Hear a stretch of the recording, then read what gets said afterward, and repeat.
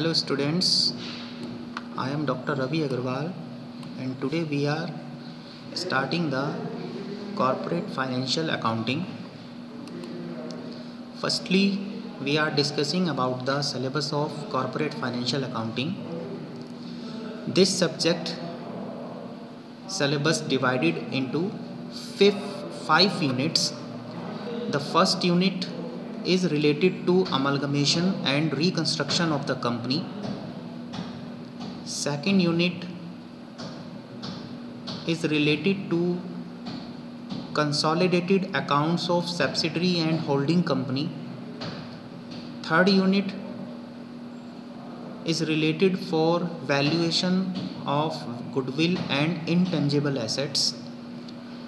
Fourth unit is corporate financial reporting, and fifth and last unit is related to inflation accounting and liquidation of companies.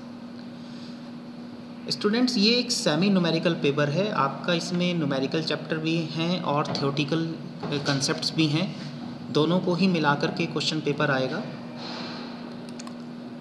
तो आज हम इसमें जो chapter start करने वाले हैं वो थर्ड यूनिट में से सबसे पहले वैल्यूएशन ऑफ इनटेंजिबल एसेट्स और वैल्यूएशन ऑफ गुडविल, ये चैप्टर स्टार्ट करेंगे। सबसे पहले हम valuation of goodwill chapter start करते हैं।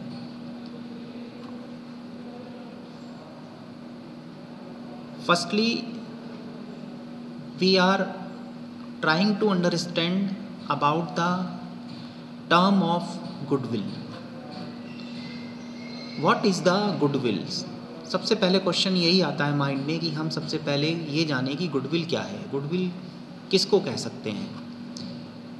A goodwill is the value of reputation, good name and wide business connections of a firm which enables it to earn higher profits in compared to the normal profit earned by the other firms in the same trade.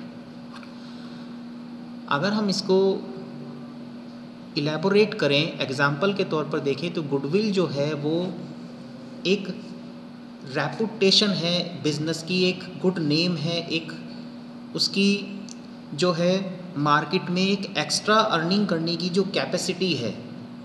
Other जो businessman हैं उनके comparison में अगर हम देखें तो उनकी जो एक्स्ट्रा अर्निंग की करने की जो कैपेसिटी है उसी को ही जो है हम यहाँ पर गुडविल कह सकते हैं।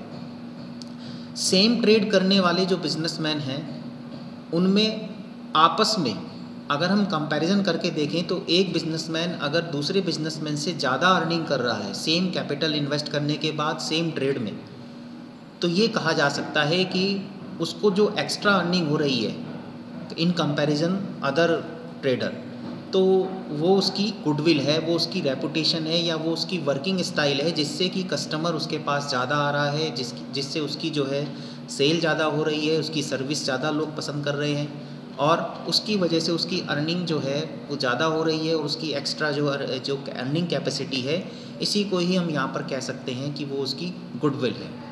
गुडविल एक बहुत ही इंपॉर्टेंट फैक्टर होता है बिज़नेस में। किसी भी बिज़नेस को जब हम इस्टेब्लिश करते हैं तो उसका मेन पर्पस जो होता है वो प्रॉफिट अर्निंग होता है। जितना ज़्यादा हम प्रॉफिट कमाएंगे उतना ही ज़्यादा हमारा जो बिज़नेस है वो ग्रोथ करेगा और उसके जो फ्यूचर प्लान्स हैं उसको ही उतना ज़्यादा ही स्मूथली जो है आगे इन्वेस्टमेंट करके और ज़्यादा जो है इम्प्रूव कर सकते हैं। तो गुडविल जो है वो किसी भी बिजनेसमैन की या किसी भी ट्रेड की अर्निंग कैपेसिटी को डायरेक्टली जो है इन्फ्लुएंस करता है, इसीलिए इसको बहुत इम्पॉर्टेंट रोल दिया गया है। और किसी भी बिज़नेस की अगर अर्निंग कैपेसिटी पता करनी है, उसकी फ्यूचर अर्निंग कैपेसिटी पता करनी है, तो उसके लिए एक टर्म जो है जो गुडविल है उसको भी कंसीडर किया जाता है। तो इसीलिए जो है किसी भी बिज़नेस की जो गुडविल होती है उसकी वैल्यूएशन करना नेसेसरी हो जाता है। अब इसमें बात आती है कि गुडविल्स के फीचर्स क्या क्या हैं, तो उसमें नेक्स्ट हेडिंग आता है हमारा फीचर्स ऑफ गुडविल में। सबसे पहले है it is a valuable intangible assets. इसको एक इंटेंजिबल एसेट्स माना गया है क्योंकि गुडविल जो है कोई दिखाई देने वाली या जो कोई फिजिकल एग्जिस्टेंस नहीं होता इसका, इस एसेट का, जिसको आप छू सकें, देख सकें। ये एक इंटेंजिबल एसेट है जो कि प्रेजेंट तो होती है लेकिन सामने फिजिकल एग्जिस्टेंस इसका अवेलेबल नहीं होता। सेकंड है it helps in earning access profit. ये दूसरों से ज़्यादा कमाने की जो कैपेसिटी है उसको डिफाइन करती है। गुडविल जो है वो ये बताती है कि इस पर्टिकुलर ट्रेड की या इस बिजनेसमैन की या इस इंडिविजुअल की दूसरे के कंपैरिजन में, सेम ट्रेड में अगर हम बात करें तो उसकी अर्निंग कैपेसिटी उससे उन कंपैरिजन में ज़्यादा है। थर्ड है it is a valuable only when entire business is sold.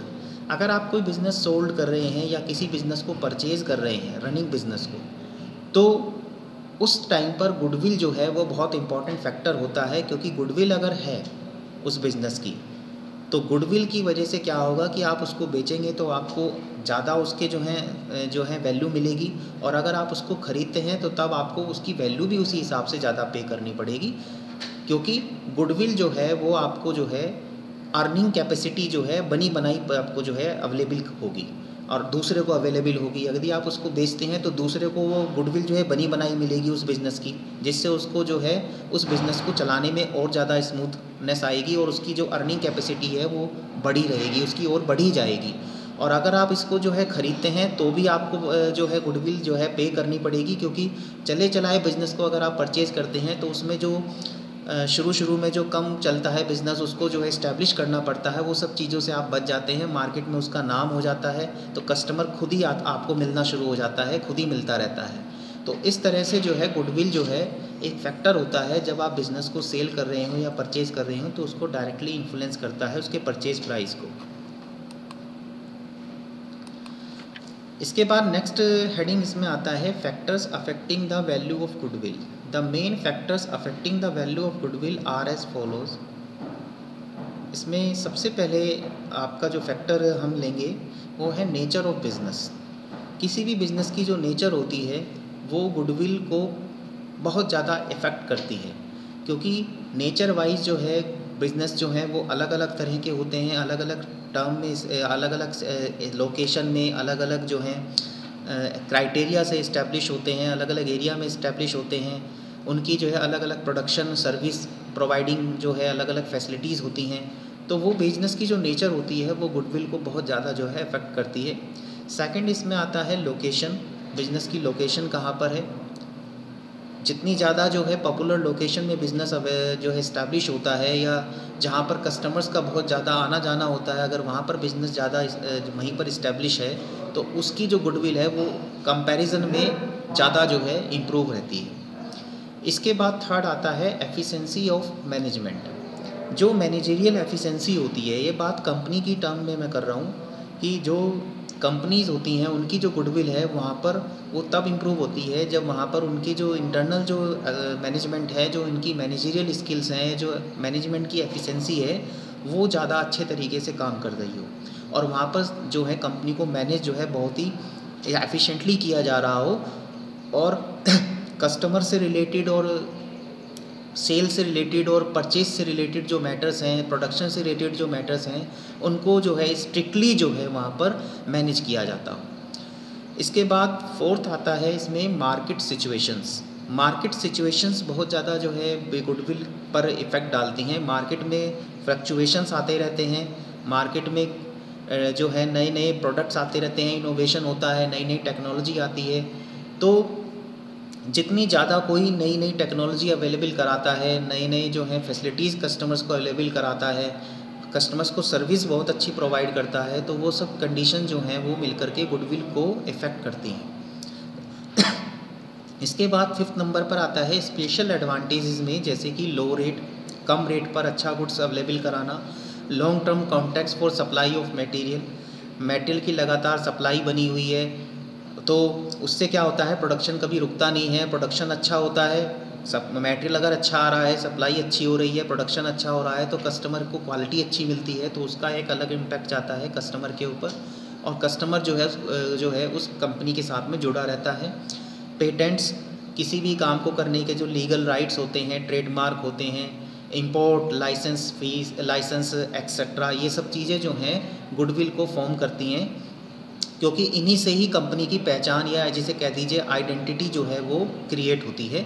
कि ये कंपनी इस लाइसेंस के थ्रू काम कर रही है या इस पेटेंट के थ्रू काम कर रही है या इस काम को कर रही है, तो उसकी जो सर्विस होगी वो बेटर होगी।